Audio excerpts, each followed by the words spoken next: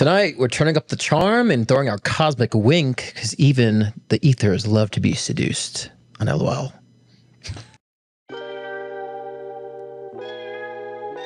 I don't just talk stuff and repeat stuff. I'm living this stuff. And you can thank me for covering your astro.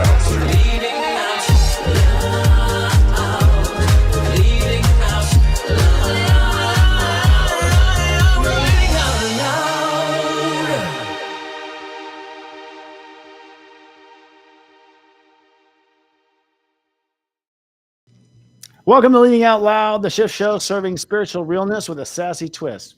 I'm psychic astrologer Christopher Wotecki, the sensei to SeriousStory.com. And I'm Scott Cruz, psychic medium with scottcruzpm.com. And I was coming in there, Scott, realizing that like that last note on the open just lasts forever. Is it not? Well, you know, in production, you have to like leave sustaining note to give it time for your editors and those who are throwing it up to fade and mix out and have plenty of space for that. So it's not intended to be completely, left. It's our tech and our ability to fade. Well, we've had an interesting week. Yeah, it's been an interesting week, actually. A lot of things changing, as we had suspected, at least here at Serious Joy, with the Sun in Leo, changes of heart, but also changes of some headlines as well. For instance, we had Ozzy Osbourne crossover in the last week, which is kind of interesting in just the sense of this moment. What do you pick up anything on that, buddy? Well, it was interesting because it's almost like I feel like he knew because like he performed and like, he was on stage, like sitting down his last show and I'm coming home and all that stuff. So I feel like he kind of knew, ahead of time. So don't we have to though? I mean, don't we have to? I mean, I would think how can we not? Well, some people don't. I mean, some people like surprise, shock moment, because, channeling dead people all the time. There's always different, right? Yeah. Some knew, some didn't. Yeah. And so, I feel like they probably instinctually knew it was his time. And so I think it seemed like it was perfect timing, actually, especially with Hulk Hogan. When I first crossed over and connected to my dad's spirit, not directly, but just about him. And they were like, he was shocked. He did not expect that to happen. Right. And I was like, oh, really? But that's him, of course, but it's funny. But I think some people elect. I think you can just like choose it when you come down. What would you prefer? I mean, would you want to know? Or would you, want to just not know? No, I'm pretty sure the deal is don't tell me. Just come up behind me, knock me over the head. Yeah. I would just go in my sleep and call it a day. I'm like sleep and I never wake up and they're just like, oh, God, is that you? Certainly the most breeziest, most comfortable, kind of like kids these days are all having C-sections. They're not being born like to the trauma of birth. Like, right. We're avoiding birth trauma already in that sense. Yeah. Yeah. Well, we also lost Hulk Hogan this week as well, which is interesting because they're kind of the same breed in a weird way. Like, I don't know why, but vibrationally they feel similar, don't they? They kind of feel similar. Weren't they kind of around the same age? Like they were in the 70s, so kind of same generation. Which is young, in my opinion. I mean, I just feel the drug. Yeah.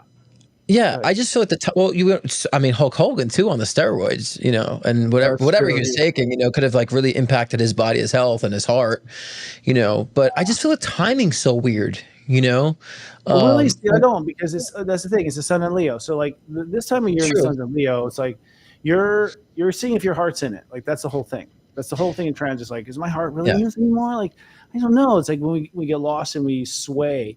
And I think, the entire planet has swayed, since Atlantis. I mean, on one level, like we've never gone after joy really as our goal ever. So we haven't done that like on that pedestal. But and then all of us have never had any good times in past lives. And we've had Hulk Hogan was also Leo too, wasn't he? Hulk was a Leo. I think so, actually. Yeah, August. Isn't that crazy? Yeah, 1953. Yeah. To die in Leo season as a Leo? Ozzy, of course, was a Sag, and he made a long time for a Sag. I'm kidding. But like as far as partying is concerned, because, Jim Morrison, we've seen other Sages go too far with music, drugs, alcohol, etc. Right, and, of course. Very, very, very free-spirited that way, yeah. Jupiter's what they're polluting planets. They can definitely overboard it easy, because they have Jupiter, the most energy in the system, right? Yeah. Then the earthquake and tsunami yesterday, like, in where I'm at here, I don't know about you, you're way up in the mountains, so you're feeling safe, but like, suddenly it comes out here that's like, oh, there's a tsunami heading for California. I was like, what? So, but it looks like it came from an earthquake in Russia. But what I find interesting about this is that it was like, obviously nothing happened. We're all here, but it's now in our awareness. Yeah, I mean, it's interesting because I don't know if you remember me telling you this, like before I moved, I kept saying that I felt, and I don't think this is the occurrence, I Yeah. felt like an earthquake happening, affecting like either coming from Japan or and affecting the West Coast and Southern California. I was feeling that for a while, You did say and then I that. felt like some sort of like a nuclear spillage or some sort of something in the air that was, you know what I mean? I don't That's know how if he this is leaves it. me in town. He's like, I'm moving to Palm Springs. There's something in the air, nuclear Enjoy. spillage. Yeah, enjoy.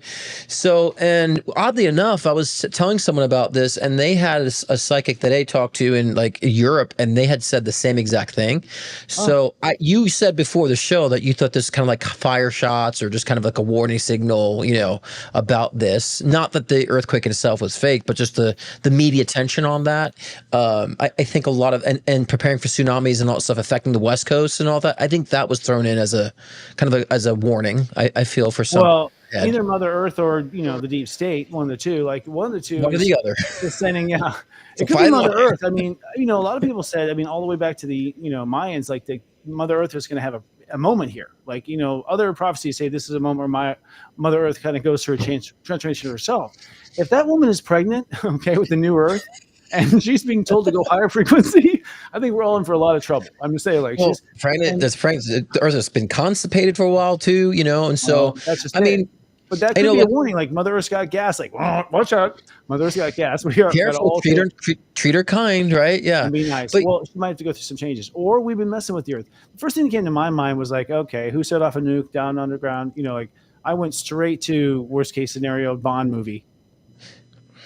In my head. Interesting. Yeah. Right.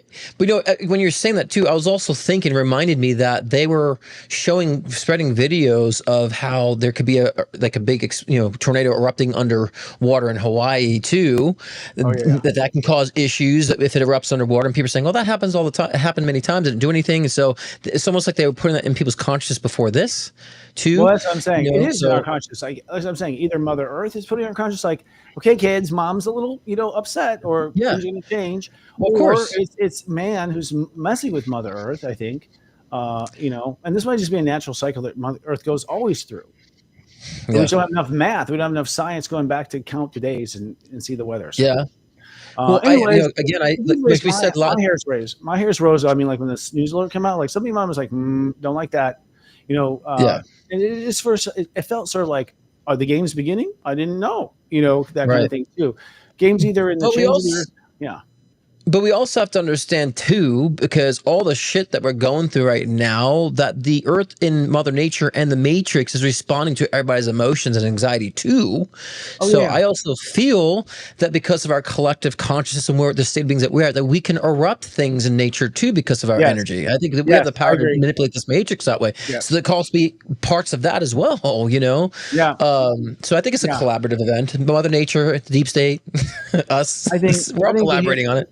I think human race has like collective spastic colon, and we're all just kind of like we didn't realize it was changing the Earth at the same time. We're just all kind of like trembling, which is why we should eat whole food. I'm just saying, like good whole food right now. But we are tied to Mother Earth. But I actually think either way, I'm convinced either way. She's either going to go through a change because we keep messing with her weather and we keep messing with her. And that's really where the messing is. If you're trying to change the weather, trying to do stuff like that, you're working against Mother Earth, like radars hitting the space and whatnot. That's not cool.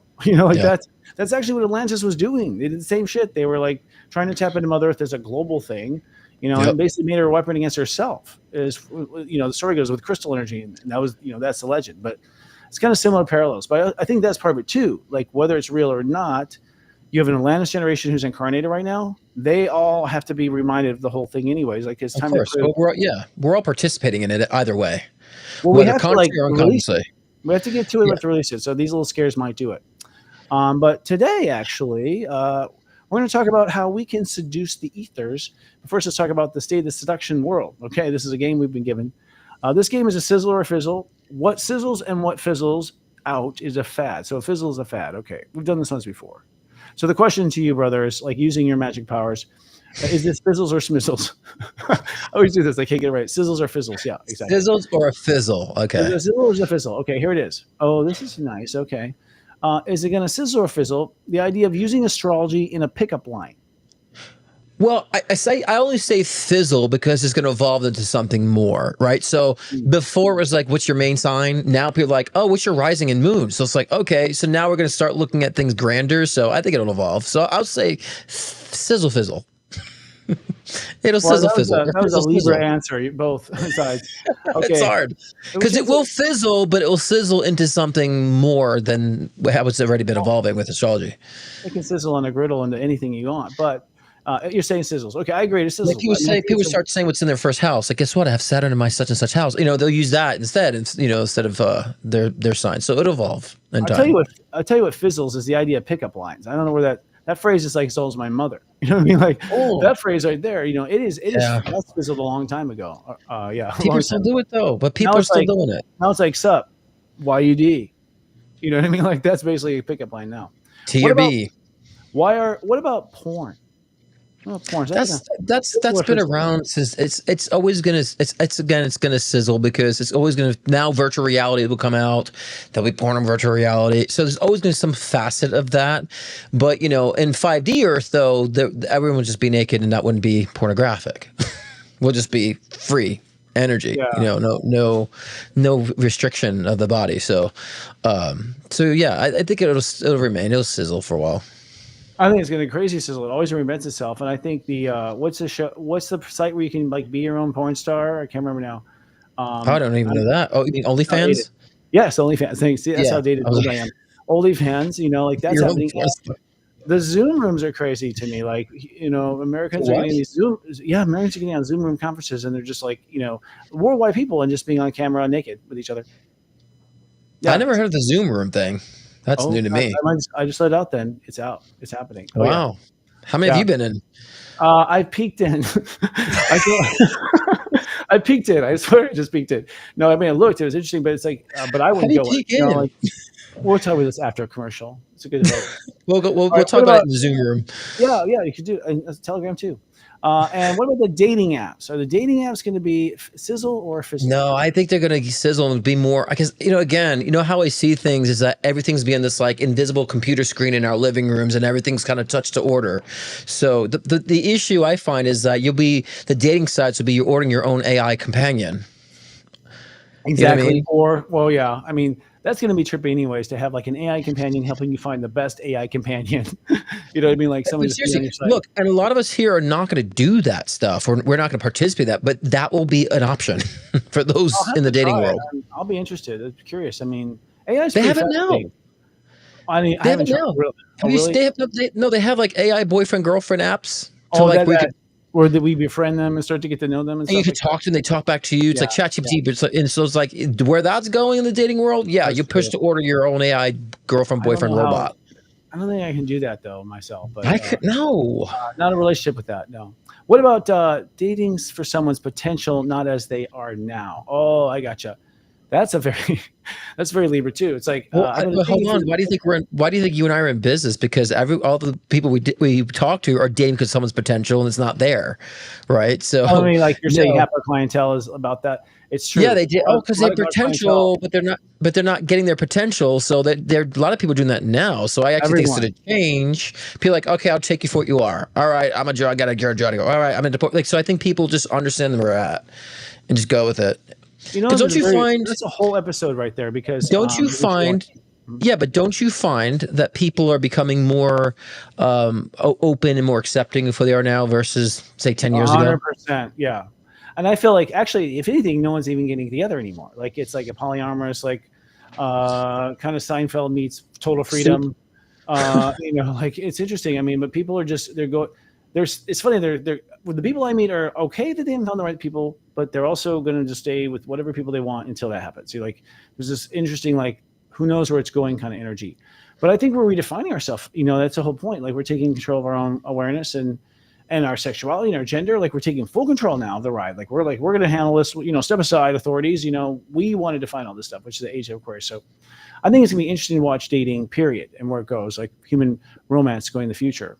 Looking at alien races, apparently a lot of things, shift. These when they tell stories with, from channels bringing stuff on, bringing down the story. What about monogamy, though? This is the same topic. Monogamy. Same thing. It's the same thing. Yeah, it's the same thing. It's going to evolve. I mean, there'll always be people. Look, we have internet, right? So we can see everything. There's always going to be monogamy. There's always going to be polygamy. There's always going to be people who want more than one party. So I just think we're becoming more conscious of it. Same thing. Yeah. And we're the same way in Rome. That's who we are, guys. We're kind of that way as a race. Like we explore all of it. And it doesn't matter, because I think if a person explores something, the next soul has to explore it too. Like there's an endless, turnaround of people having to try these different perspectives to learn. It's all about learning. So everyone's going to be in whatever position at whatever time to see what it's like. What about the idea of past life connections and being aware of the past life connection? Is that going to be something that sizzles or fizzles in the future? Well, I think it's going to sizzle. Like, look, how I see us expanding is being more spiritually inclined. Like we can see metaphysical data, like we're more psychic. So I feel like we'll get to a point where like, oh yeah, so you're my such and such in this lifetime. So I feel like we're going to be more aware of that. That's going to be more embedded in our in our psyche. I feel like, I think that's going to completely expand. Because 5D to me is like, I see just us walking creatures, very kind of like open, and we can change. We want to change. We're expressing ourselves. We want to express ourselves, and we can see and encode data, non-physical data, psychic data. So I think that, people are like, oh yeah, I knew you from this lifetime here. And like, oh yeah. And so, because we're talking about it now. So if we're evolving, so of course, down the road, that's gonna be a huge, huge awareness. If humans have, if humans have just what I've been able to have, they'll be astonished. They'll be astonished. Yeah. I've just had things proven in my past lives that are just beyond doubt, and like I said, I'm astonished. At what's actually seems to be real and checks out, and the universe plays a really good convincing game. You ask the universe, it'll show you. Your higher self will show you. The signs you need. I think that children can be born not forgetting. I honestly feel like kids are born like, I was on a ship and I went down. Like, they say their names. They're like, I was like John Breckenbooth and lived on Plural Street. I don't know the fucking names I brought up there. Knowing. That's what I think, and just telling the parents, like, yeah, who cares? The kids, but they go and research, and what the kids have said, they look up like that was an actual person on the actual street. Yeah, they validate. So it's like, okay, so then explain that if psychic ability doesn't exist. Explain that, science. How does a kid know that? I just recently in this last, Jupiter out of Gemini was just like, I'm going to stop worrying about people agree or they believe, because I just want to run with what I want to run with. At this point, I've been really concerned about that the whole time. But I also feel like we're all just sort of, being pulled underwater in the sense that we all know it's true, and it's really just about a waking up thing. It's not about a right or wrong thing. Because at the end of the day, you end up knowing we have more powers than we realize. I do, like I pass life energies. I can see that stuff. I think it's all going to awaken. I think probably our grandkids will see the most, But I think kids will wake up knowing that they're, connected to these kids and whatever. They'll just know. Just like a lot of our stars on Serious Joy, like age 5, age 6, like you, very young, knew, like all your psychic awareness and knew you're talking to ghosts and all sorts of stuff like just normal for you, So I think you're the kind of what we're going to see. And then I guess the nuclear family is listed here. We got 2 more. Nuclear family, is that going to be sizzle or fizzle? I don't know. It's an interesting question, because it's like there's always going to be families, but then then we have like same-sex marriages. We have so many different dynamics. It's like all these things will exist. I feel like the majority of people will be more accepting of things outside the nuclear family. So it's not like it will completely dissipate, but I feel like there's going to be more options, more variations. I feel that we need to redefine the word family in the sense of family being something that's essential to life and letting anyone play that role. So I think we're going to have what we call the post-nuclear family. I think the post-nuclear family is going to be the family that's created by spiritual unity and even the awareness. Like, I know I adopted you. It's because you saved me from drowning in the 1930s. Even if we have past life awareness, we'll maybe know why we're helping that soul out this time and being part of the family. Right now, most of the time, your family is 2 things. Like, one, they started as a lover in many, many lifetimes. Like, a lot of times, the family history goes back to being lovers, from what I'm seeing and observing. And part of it's because when you really get close, it's like lovers, that's easy. Be family. Like it gets more intense as it's family. You get closer as it's family. And family also has like the non-sexual barrier, right? That allows you to have, intimacy from another level, another perspective, and a support level too. So family is really important for that reason. So I think family sticks around, but It just gets retermed, rebranded. That's what I'm saying. But see, the thing is that people don't understand. I think people tend to go like all or nothing. We're evolving, expanding, which means we have more variety. It doesn't mean things go away.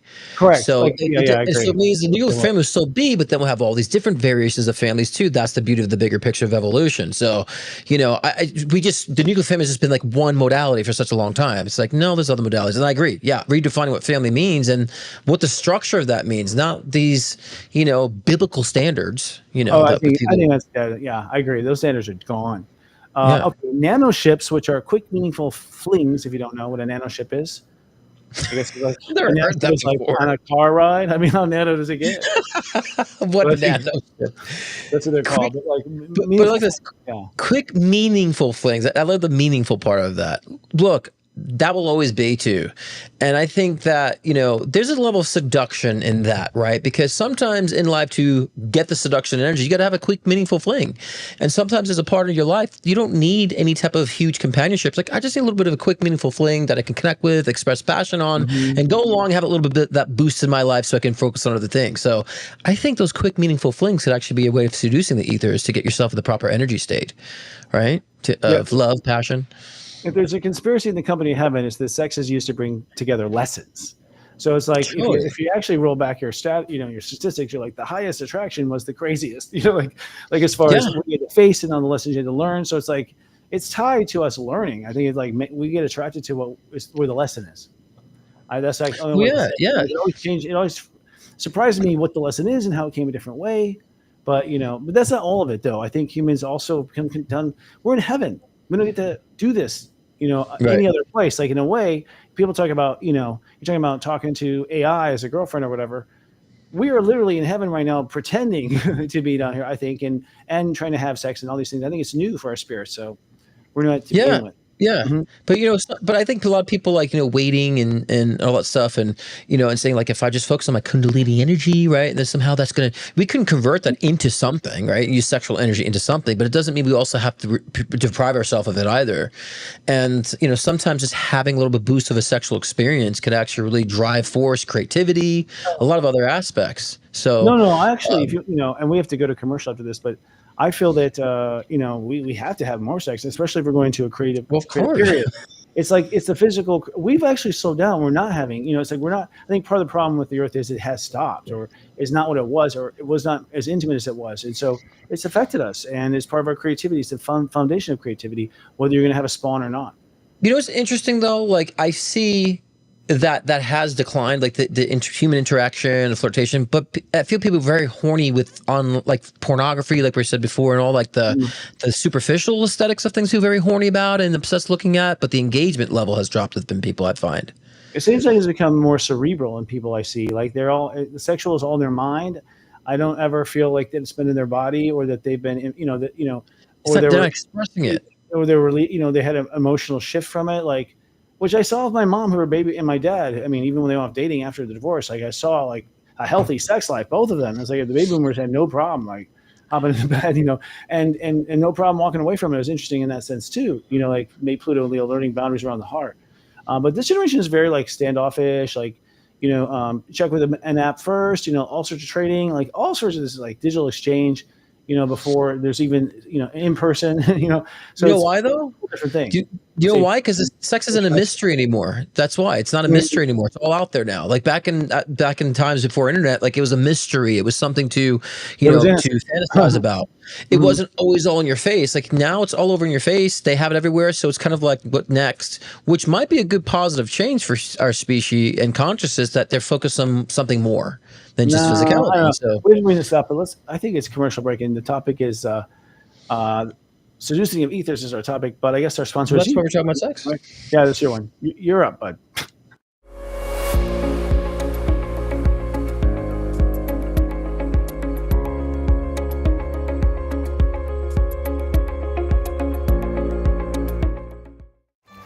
Hello, I'm Sanandra, founder of Sichi Organics. We are celebrating our 30th year anniversary as a small business with simple, clean, organic skin and hair care made with love. To celebrate our 30-year anniversary, enter code word JOY30 at checkout and you'll receive 30% off any individual Sichi skin and hair care product. Happy anniversary!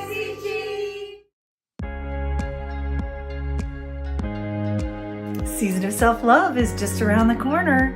Hi, I'm Gwen English, and I'm here to tell you about an exciting new offering at Serious Joy Academy. This year, as a companion to the 40 Days of Self-Love program that Sensei Christopher has gifted to the world, it's a new course called Heart Speak Oracle, a creative path to self-love.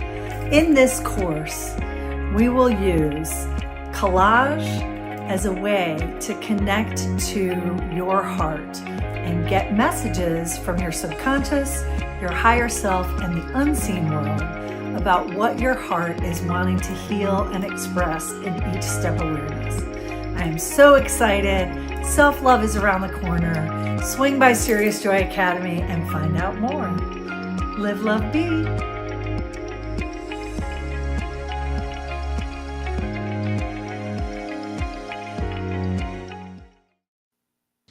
Oh, that's great. So you heard from Gwen English there. Self-love is around the corner. This is the season of self-love, my brother. Between now and step 11, Leo, we come into like our heart and how we love ourselves or don't love ourselves. And that's what the astrology is. We're talking a little bit about our time right now. We had a new moon at 2 degrees last Friday, I think, and last Thursday, excuse me. And that was really an emotional investment in feeling good. So I did feel that. The new moon was just like, I just want to feel good. I just want to feel myself, as I think was the foundation of that feeling that everyone on earth wanted at the same time. And that's really kind of the cry in Leo, is like just to finally, you know, just to feel settled in one's heart. I think that's where most humans are. They want to feel settled. That's where our evolution is. I mean, the astrology is saying with Pluto opposing, it's like you should at least be settled with your heart. Says Pluto on the other side, you know, at least settled, you know, with who you are, what your heart wants, like at least that base. And so as Pluto moves up Aquarius across from the sun, I mean, Leo energy, you know, Leo's going to be forced up the map. You know, that's what happens on the opposite side, you know, because you're in opposition, which means you got to move. There's a truck here, you know, which is Pluto. You have to move whatever you're driving on. You have to leave and go another path. Like Pluto forces everyone on another path, forces. So all Leos are being forced to, I think, self-love differently. And I see them, they've been more humble, like in the sense of just less brazen, I've noticed, and more kind of quiet, like a king after a war kind of a thing. It's been interesting to watch Leo's kind of energy. And then, of course, the opposite side, you guys are bouncing off the walls. You know, like, I mean, really, you're opening up. You know, I'm seeing Aquarius's bloom, like where Pluto is, the planet of death, which is interesting because it's like, oh, I'm planet of death, and yet they're awakening. But that's, I think, Pluto, you know, wears off layers. We're in Mercury retrograde right now, so we're trying to rethink the way we think. And that just means your mind is looking at it differently. I love retrogrades because let me just try looking at it differently. Screw it. You know, what else? Why not? And that little moment sometimes gives you the perception you need. Chiron retrograde today at 27 Aries. So Chiron at 27 Aries means Chiron laying off is the Virgo planet. So Chiron's the critic. It's like, like Chiron's just like always pointing out what's not right. We're always noticing what's not right. And when Chiron retrogrades, it's like, finally, fucking went to bed. Mm-hmm. You know, like, oh God, for 5 months, you know, there's sort of this nag. And so anyways, that's a good thing because now people can just like relax with the sun in Leo, come into their heart, really ask their heart what their heart wants. Because this time when you ask your heart what it wants, it actually has a really good chance of getting it. Whereas in past, not so much. What are you picking up? Yeah, I mean, I've been saying for a while, I've been starting back from May, June, and July. You know, May's the month of movement. You know, June's the month of kind of you're taxing the runway, and then July we take a lift off. Mid-July we come in for a landing, and August we explore. So this month of August is very much in Leo season, using the heart, is exploration, but also participation. So I think it is time for us to stop looking through the windows, to stop looking through and you know, what do they call it? Look at the dog in the window and window shopping. Start participating. You know, grab a hold of those resources that you know that you have now that you can be resourceful with, and start engaging and participating in what your passions are right now. Because when we miss that call, things backfire in a negative way. When we miss that calling to start acting in our passion and to go in that direction finally, because things have been lined up for us to do so, then things that start happening in a negative sense. And that's when we feel like the rug gets pulled beneath us, why those relationships end, why those jobs abruptly end, why you might bang your body around and get an illness or break a bone and put yourself in the hospital because we're resisting. And when the currents are going, you're pulling back on that current, it's not pretty. So we have to understand now's a time of participation. And how are you willing to participate and show up and be in the spotlight in your life? And that's what this month is really all about. We can say hard, we could say being loyal to the self, but that, I think, when we are conscious of this, we allow ourselves to give ourselves permission, sign us permission slip to say, all right, I'm pressing start and going ahead. Yes, but I guess at a deeper level, it's like it's about loving yourself. Like it's honestly, there's a very sentimental, super sweet that hasn't been opened for a long time. Everyone's innocence has been locked away. The truth is, we have not been in our hearts. We have not been sharing love with each other. We really are love starved from ourselves and each other, and we keep thinking money is going to fill that void. And the reality is, all you have to do is it starts with loving yourself, which is doing the most loving, nice thing for yourself. And when you do that, whatever that is, you'll get better at love, and you'll understand people much better when you love yourself because you understand what they need from themselves, not even from you. But we stop blaming each other. It's like, at the end of the day, we've been sort of codependent on this like fight or flight society, afraid of something going wrong. And the only way around that is just to go in your heart and be like, okay, I'll be here for me. And that just starts, I think, the chain reaction of, and it comes from joy. I think creativity is a great one. Go create something. You cannot not be in your heart if you're creating. I don't care if you're creating racetrack, it doesn't matter what it is. If you're in the creation flow, you're creating something, you are in the flow of your heart and you are thawing out too that way if you've had a hard time. The only thing that's wrong is outside of the heart. Yeah, okay, that's it. right. The only thing that's wrong is outside the heart. I mean, seriously, because people are like, what's wrong? Everything goes. Yeah, because anything outside the heart is what's wrong. And so if you want to stop living what's wrong and be in the state of what's right, it's all in the heart. 100%. And it never misleads. It never misleads. It never misleads. Like, so if you do what's best for your heart, like what's most loving, like, and obviously let's just use a simple example. I'm starving. And what am I going to do? I'm going to buy a candy bar. I'm going to buy, vegetables. Well, the most loving thing is the vegetables. It is not because it's the right thing or whatever, because if you love yourself 100%, then you're going to give yourself the best thing for you. You love yourself. So sometimes love leads to sacrifice of things we don't want. But when you do the most loving for yourself genuinely, if you're a third party observing, I've seen always it does the best for everyone around you. Like a lot of times what blocks it is that you're afraid of hurting others or upsetting others or anything like that. If it's love-based, there's a magic in that, in the science of the sauce of whatever the vibration of love is, like that it cares for everyone. When you use it, it cares for everyone, right? Kind of thing. So all you have to do is love yourself, and I think that happens. Well, the heart and love is not withholding, period. So if you're withholding for whatever reason, that's not acting in love or the heart. The heart doesn't withhold; it expresses. That's true. And so if anyone's feeling, well, how do I get? Because the problem is a lot of people don't have the blueprint of how to like go. You come from the heart. Some people just like we hear it all the time. They don't understand what that means. I said it's intuition. What do you going deep into what you feel, not what you think, and practicing that. It takes practice. You're not going to too. Well, you're not going to hear. You're in your heart. Yeah, go ahead. I'm sorry.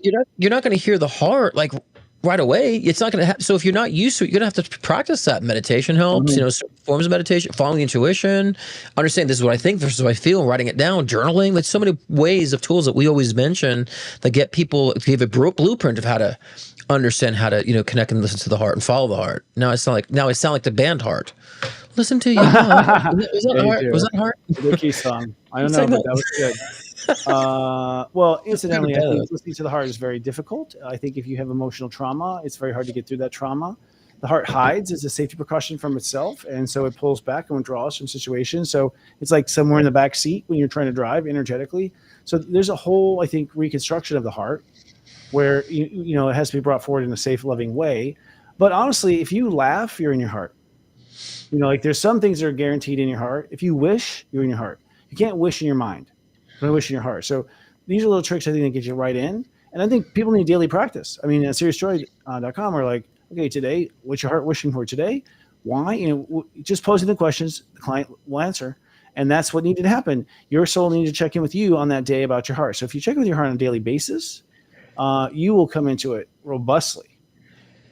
And I tell people, if you're feeling grumpy, it's because your heart's grumpy. If you're feeling bad, your heart's grumpy. Your heart's like, oh, God, I'm not getting what I want. So if you're grumpy, your heart is not being attended to. Because people would say they want to be in joy right all the time, Christopher. So the joy's in the heart. Yeah. That expression, the freedom of expression and enjoyment comes from the heart. So if you're grumpy, you're not in the heart. So that's how you know. That's your key identifier that you're not in the heart. You're grumpy. 100%. Like when Saturn went through my fifth house for the first time as a young adult, I had tremendous anger come out. And I was just like, what the fuck? I'm not that guy. And I realized, oh my God, it's my inner child. He's so pissed. It's like, I realized he's so pissed, and it's like, wow. And in that moment, it was an awakening. And that was when I really developed a lot of my understanding of how to help people in their inner child and their hearts. I had gone through it young as a budding astrologer. So I was just like analyzing, like, what the F is this? And what I realized is just our heart's damage and our inner child's damage. Our inner child is counting on us, not anyone else. It never count on anyone else ever. Like you counting on dad or whatever. And the inner child never count on them. I think inner children always know they're smarter. Everyone around them is an idiot. You know what I mean? Like, and they've got to take care of themselves. Like, that's what most inner child feel. Truly, that they're brilliant and they have this opportunity, and the world keeps holding them back. Well, and I always find like anger is like the warrior of the heart, because if we're not expressing the heart, so we're always in defensive mode. So that anger, right? That means we're really trying to protect our heart. So we don't always have to be in defensive mode to protect our heart. If we learn how to express it, then we can understand by expressing it is how we actually protect it, which is the paradox there, And so, I went through the same period as you, Christopher, like very angry moment because of the abuse that I went through and the deprivation that I had, right? And so I was angry about like always being taken for. And so, but again, I was me protecting my heart, like, no, it's not going to happen again. No, I don't want, and so, and we get in isolation mode. Then when I learned how to really start using my heart to express what I want in my life, then I didn't feel like I had to protect it any longer because it was mine. No one could take it, because we own it. Well, I had this pattern of, it's going to be therapy today. I had this pattern of really having brokenhearted, and then having been mean to myself, like the love of my life had been mean to me. And so this is a Black Moon Lilith, conjunction my 5th, which is gnarly. But ultimately, it comes down to the fact that reliving, abandoning myself. What I realized was, for me, I abused my heart in the sense that I would be like, nope, you can't have any joy until you finish your work. And I would use my joy as a capture to like, come on, and just like turn myself into a slave. Is what kind of happened. Just going, well, I'll do this later. I'll enjoy this later. And really, it's just a means of self-motivation to make sure it doesn't happen again. Underneath it is the pain of like, well, this will not happen again. So there is this demand that it won't happen again underneath that, but driving yourself to the wall to get there was kind of one of my things. And my inner child was mad at me. My inner child was like, you MO, you made us a slave, like kind of thing. And I was like, oh man, I did, turn my childhood. I think also like a young star does the same thing. Like if they're on TV or whatever young, they end up turning their inner child into a slave. That has to work for them. This is what happens. Yeah. I mean, but this is the gateway and the key of like really what we call seducing the ethers in a sense. This is when reality becomes your playground, because the heart is your intuition. I always say that's your psychic eye, basically. And that's how you can encode the data in this matrix. So you can play around with the ethers of this universe and be very playful and see how the universe is and spirit is working and playing with you too, because you're able to be perceptive enough to see it because you're coming from the heart, which is the psychic eye, and so this is how we get to have fun in our lives. So if you're not having fun, like I said before, you're grumpy, you're not coming from the heart. So it's time to start looking at those things. And sometimes we have to go and play with the younger versions of ourselves. We hear it all the time in psychology and hypnotherapy, right, Christopher, and the spiritual communities about like the younger version of ourselves. Sometimes we got to activate that young version of ourselves that was limitless. We didn't have all this preconditioned fear that we have now after our experiences. We thought we're like, yeah, that's what I want. I'm going to go get it. And so now we have the rationale to know our limitations, but also what we can grow to learn. But the heart helps on this. And that's how we get to play around this matrix, and where we feel like we're manifesting, where we feel like things are lining up for ourselves. It comes from that feeling. And so that's a seduction. You can't seduce with the brain, especially with physicality and intimacy. You seduce with your heart. You seduce with your energy. You know what I mean? So I can't believe have the parallels here, because right now I'm doing the intro to step astrology, and I'm talking about how at the last moment I changed it from manifestation to the word enchantment, because I realized the same thing I think you're saying. I think I came to the same conclusion, but the different brand that I own. With enchantment, but enchantment ultimately is what it is, because it comes from Saint Germain, to be honest, who's the one who introduced me to the idea. But I realized it's true, especially with step 20s and above in astrology. It becomes passion. Like at the end of the day, you've got to be passionate. You've got to be in love with yourself, and it's the love you have for your passion and you love for yourself that becomes seductive. That's what people want. Like, oh my God, I feel that love. He's loving his life, isn't he? Like people love to tune into that because they want it more than anything else to also feel that way. And I don't even think in a jealous way, just like, give me mine. Like I want to feel good. Everyone wants to feel good about and love themselves. Like that's ultimately it. So it is so that I think, I don't know, sways. I mean, emotionally sways, grips you, holds you. It's like people are personally pulled in. I think when you really manifest on a big, level, which is an enchantment, people are under a spell. Yeah, absolutely. But that's what someone's asked here is like, what does it mean to seduce the ethers? Well, think of seduction and think of the ethers being the vibrations of this earth and this planet that we're in, the matrix that we're in. And when you're like playing, like we said before, you're playing around with it, you get to identify like your own vibe with people, with circumstances, right? And how to like engage or disengage if you need to, you know? So that's seduction. And we should look at life as being in a seduction way that's playful, but also that's where the intimacy from the heart comes from, right? And I would say think the word seduction there's something about that word though that has like something not good, like, and I don't know what it is, but it's like I think it's a combination of it is like if I were to try to describe it to an alien, I'm like, you basically got to make love with the earth. Yep. Like I would basically say you got to plug in the energetically, you had to like be into it energetically with everything. Like it is kind of a seduction, and there is like a wah wah wah wah wah. There's a little bit of that, but the word itself, seduction, like has just like the sexual surrender thing. I think that for me that like. Where I say we need a new word, and this came up a couple weeks ago. We were talking about this. I was like, we need a word for seduction because it's not. I'm not even blaming you. There's no better word. I know, having been in what you're talking about, it feels that way. Well, I did. I'll let people know I did name the title of the show, but to me, I think seduction is something that should be. I look at everything as a duality to it, right? A very negative version and a positive version. Seduction should be very powerful. We like the mystery because there is mystery. I love you said that there is mystery behind seduction. So this universe is very mysterious.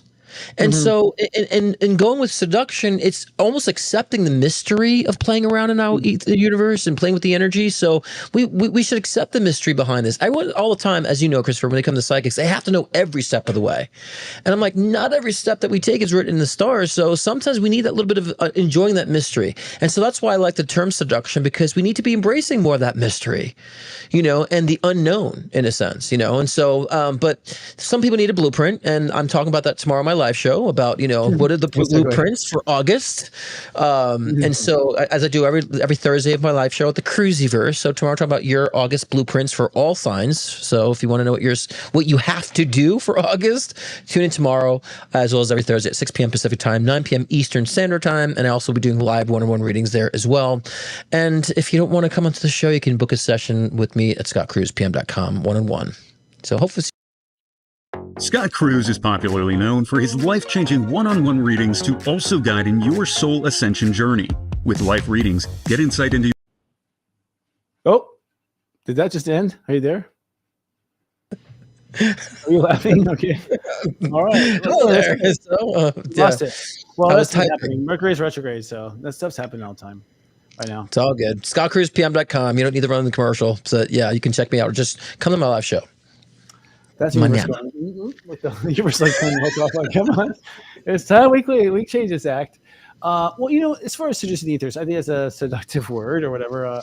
But I think at the end of the day, our relationship with reality is intimate. Like I feel, the more I'm learning, like the way I feel, just from emotions alone. Like look at feelings. Feelings are really magical because you feel a certain way, your spouse feels you, your partner feels you, whatever. Your kids feel you. People feel you, and then they communicate the feeling.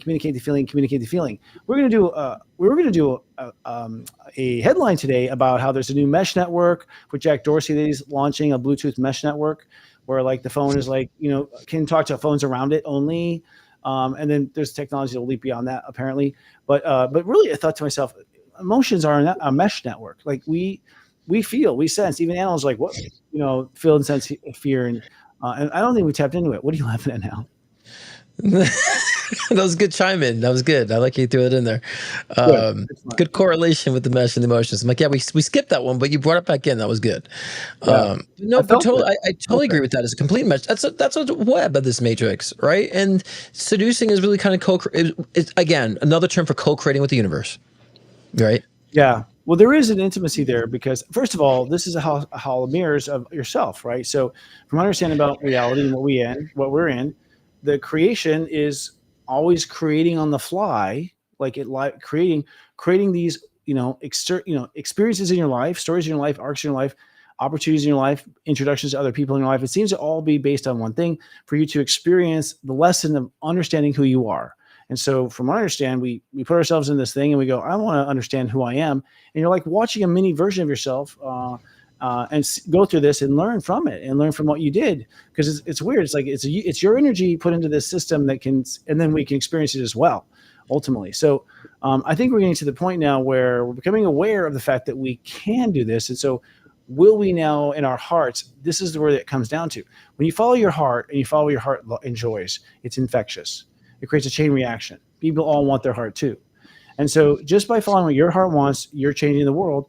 And we've never been more healed from our wounds and inspired in our hearts ever that I can see in astrological history. I mean, I just can't see it. It's a remarkable moment. One would say the age of Aquarius is the birth of it. But it comes from the seduction of love. That's what I'm getting to. Going back to your title. To me, the seducing is there's a falling in love there. Well, it's also, seduction is not demanding. You know, how many times do you see people demanding of the universe? Give me, I want this now. I need this money now. It's like, there's no fun in that. There's no passion in that. There's no love in that. It's just entitlement. So seduction, we have to be reminded to be playful in the mystery. You know, and also, and if you think of seduction, we're in control. And when we're creating our own reality, we're in control, right? Whatever we're manifesting or have manifested, we dictated, we are in control. And that manifestation isn't just a result of feeling, it's a result of what we're participating in, what we're doing. And seduction is an action. That's another reason why I like the term too. It's an action. It's not a feeling. It's like, you got to participate to seduce. And so we have to participate in our reality and our action expression to manifest. But that level of seduction come from the heart is really co-creating with the universe. The universe is very, very vibrant energy, this matrix that we're into. And so we want to understand how to mingle and to tether, you know, our, you know, energy with the universe too, and being synced that way. Well, there's a portal, as it says in the note. looking at OnlyFans, I'm not seeing very much seduction. Nope. I mean, I'm not seeing seduction anywhere in the young. It's like, you're going to do this. It's very, here it is. It's very like, this is what you do kind of thing. There was no, you know, swab at all. It seems like swab's been pulled off completely. But you know what I think, Christopher, about that though? I think that part of that, like in your face, is people are getting comfortable with, you know, I think about, like, you know, 20 years ago, right? Like how embarrassing were people over being naked or embarrassed about talking about sex? So I feel like it need to be out there. So we're all not so uncomfortable about sex, like as we used to be like 30 years ago, 20, 30 years ago. You know, I don't know. I was surprised how quickly, as soon as you can send pictures on a phone, everyone's sending nudes. I was like, yeah. Oh, Jesus, you know, I didn't, you know, and that happened, of course, in like chat rooms and on, you know, online, people were doing that stuff. But once it was a phone, it just like picked up, you know, like especially at 2 a.m., you know, you start getting pictures and text messages. Well, okay, totally different reality than like scrolling and touching someone's ethers when you're scrolling their picture, like, ooh, you know, you're touching someone's, you know, ethers there, you know, when they send those pictures. And so it's like, but I think that's the human species evolving to be more comfortable about it. There's a lot of shame. I mean, if we look at 20, 30 years ago, especially religion, a lot of shame around sexuality, a lot of shame around sex, right? A lot of shame around that. It's true. I mean, if you look at like something in the 80s, it's laughable. Kind of like the way we were, and I was raised in the 80s. I mean, that was my childhood. I was like, that was what I was being fed, you know, on TV and everything. And we knew it was nothing like that at home. Like our parents are getting divorced and going against it, you know, you know, that image or whatever. Yeah, it's funny. I always wonder, like, you know, I look back at the 80s, I'm like, fuck, we're out of touch. Fuck, you know, like that kind of thing. But then I wonder, well, in this moment, like in the future, look back in this and go, man, I was out of touch, man. You know, maybe it's just the awareness of expansion right there. Well, of course it is. Of course it is. But a lot of this kind of, you know, the cheating, it's all sex deprivation, you know, and I think that's what's created a lot of what we have today. And people are just kind of getting more comfortable with all that and just like, I'm not surprised by anything anymore. And I'm glad we got to that point, because now, like, okay, now what do we do with it? Now, how do we use sex? Now, how do we use intimacy? I think that's already happening. I mean, I think that that's what I'm talking about. You can see people are kind of bored with it. They want something else. And that might be, you know, finding your superpowers and, you know, opening up and activating your DNA kind of thing, right? I also think portals, I mean, from what I understand too, you know, if we're talking about where things are going, are you there? As far as where things are going is, you know, like in the tomb of one of the pyramids, from what I understand, and I've read stories in different directions, but in that sarcophagus, right? Is that what it is? Like in the center of it where they said the king was born, apparently that's like not that at all. It's like a conscious spaceship is what the rooming, you know, the real, you know, and that conscious spaceship is like the whole entire gravity, that whole entire pyramid has enough like wired, intelligent, conscious energy going through it in different directions and geometries that it lifts your spirit out of the body and takes you to wherever the accounting, you know, pyramid is somewhere else on the planet. So literally it's like a soul teleporter. where your body stays here, your light body gets shot across the universe into another place. No, seriously, namely Orion. From what I understand, Orion is where most of these things are shot to. And this is an experience you had. This was actually the experience of having that happen to you, allegedly, is what started the tradition of the resurrection. Because when they came out of this chamber, having visited another world in their soul body, they were so different, changed forever. Like they were completely changed forever people. And allegedly, here's another like rumor out there that Yeshua did it. I was just about to say that. I was just about to say because they did that in Egypt, right? They would put them in tombs and they had certain stones that vibrate so they can astral project, which is how I think they were able to alter the laws of physics to do the pyramids and stuff of that nature. But perhaps that's what Jesus did too. Same thing. Went in the tomb, boom, astral projected. Now they say there might have been hallucinogenics included. I wouldn't doubt it. Shit. Who knows what was real?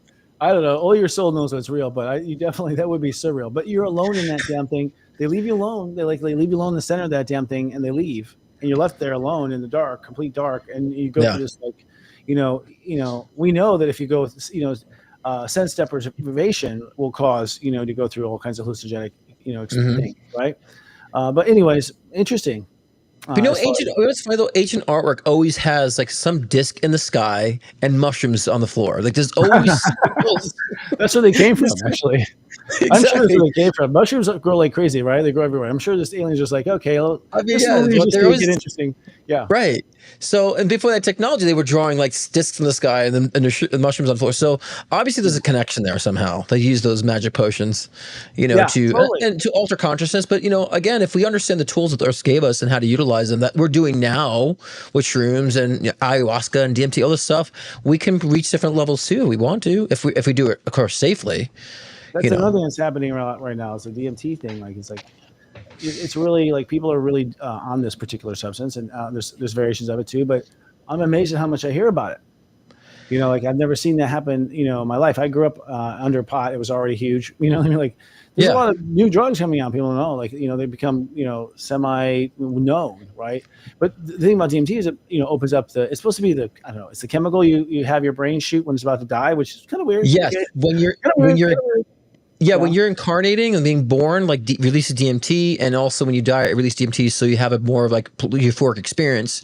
And so when you're putting more DMT in your system, like you had this trippy 15-minute experience. A lot of people have seen like what the universe looks like, or had like revelations about their past lives, and so you can kind of like break the barriers with it too. So it's a natural, but brain produces it. So I find it interesting just because you heard about 60s dropout man and that sort of thing, and And that was, I don't know if that was planned or not. I mean, obviously by the university it was planned, but Timothy Leary, CIA, who knows where that, the line is with all that stuff, to honest who brought it out or whatever. But nonetheless, like opening up your mind like crazy, access to third eye stuff. Obviously natives, cultures everywhere, ayahuasca, sacred, peyote, like there are many sacred plants that kind of pull that stuff off. So clearly God built it into the matrix. But the point is like, it's becoming popular. Like, authentically, something is kind of an obvious, age of Aquarius statistic I'm seeing that. We need a hippie age part 2 is what we need. Well, I don't know. Hippie's an interesting multidimensional thing now, and we don't even know if free love and all the DMT and mushrooms and that's the thing. Look, right. But look, I think. Yeah, I mean, in creation, there are tools to access the levels of that. And so if it's DMT, if it's shrooms, if it's just you curling up with a good book, if it's you just kind of nuzzling with the music that you enjoy, find it. Find your stimulus. And I think it's okay if you need a little bit of a stimulus in a positive fashion to inspire you to get there. So some use like these deep drugs to do so, and you can just participate in your life the way you just enjoy, with good music or good food and good company, and that's also activating the heart. So I think a lot of people just make it too complicated or overly mystify the heart chakra too much, I would say. I would say ask your heart. Your heart knows what it wants. I remember my son, it's like, hey son, you want a piece of candy? No. He's like, what? Like, you sure? Like, he's just always no, Dad, I don't want to. No, thank you. Gemini? Yeah, a little Gemini, but he would just, how he knew he didn't want it, and like, and he didn't. He's like, no, I don't want the candy. No, Dad. Come on, it's good for you.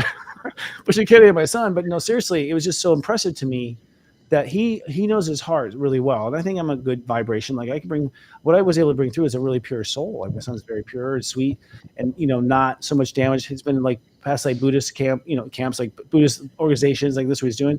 So his heart was very honest with me about everything. And I was always like, like, look how strong the heart is when you know what the heart's telling you. Like just how strong you are. Cause you're just like, that's who you are.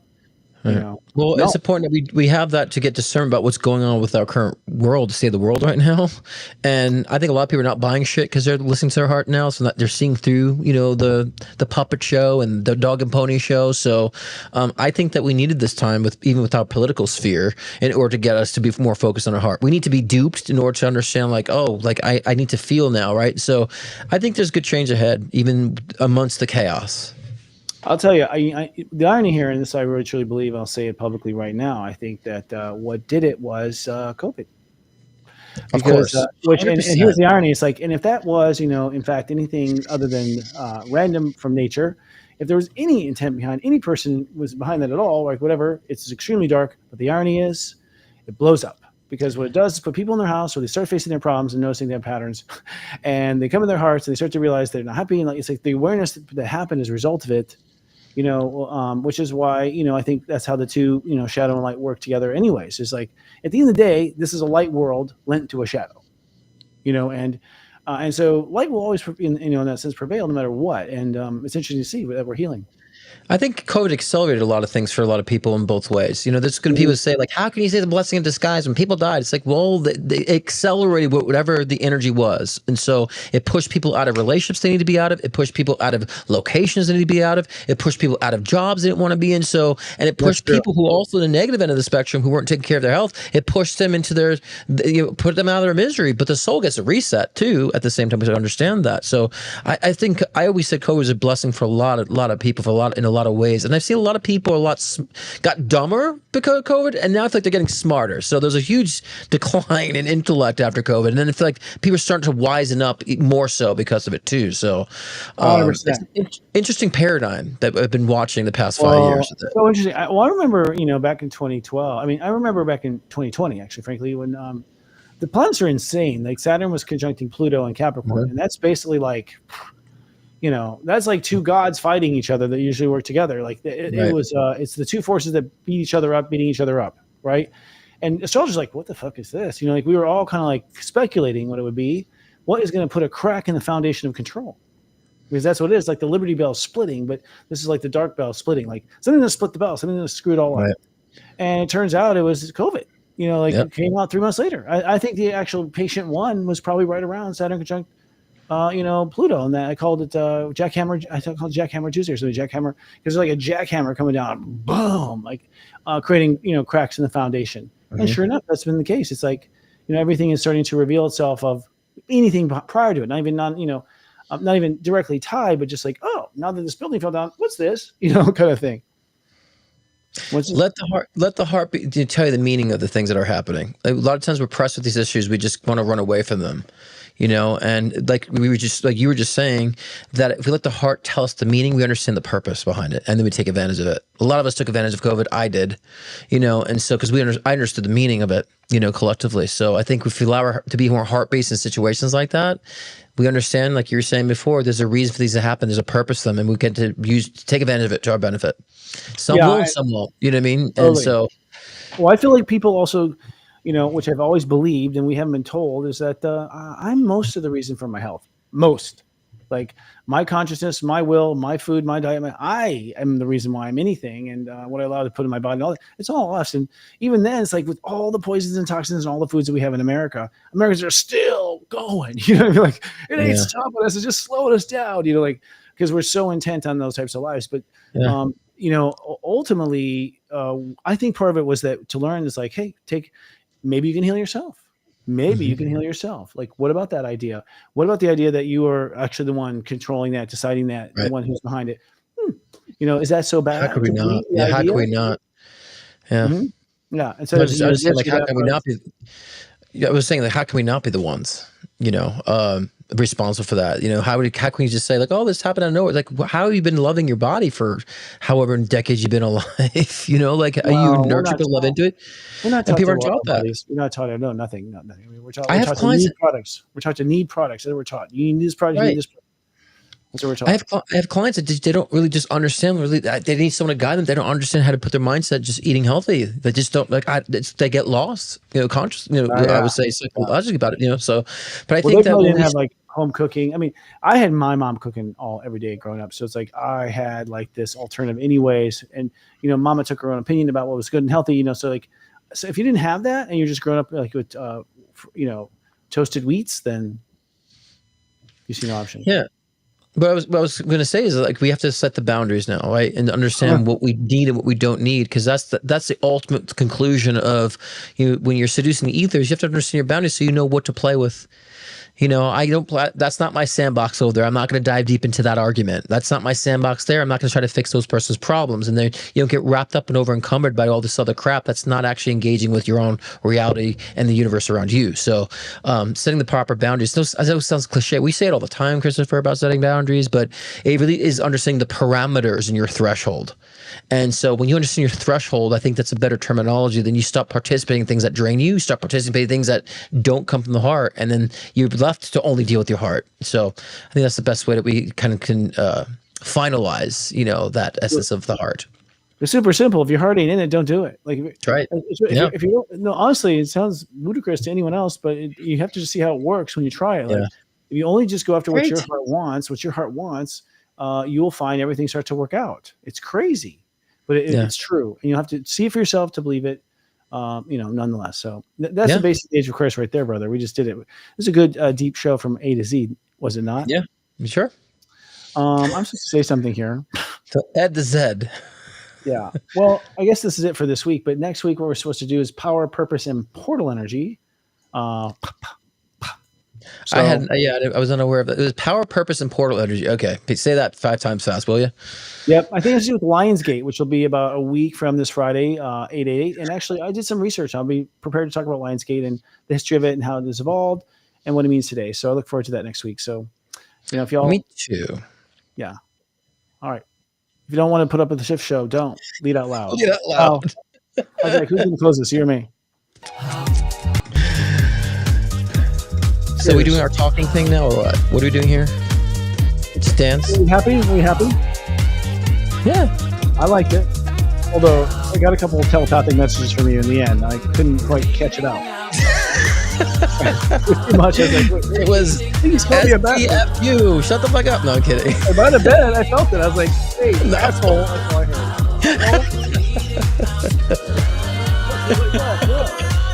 We didn't listen. I didn't know it was you.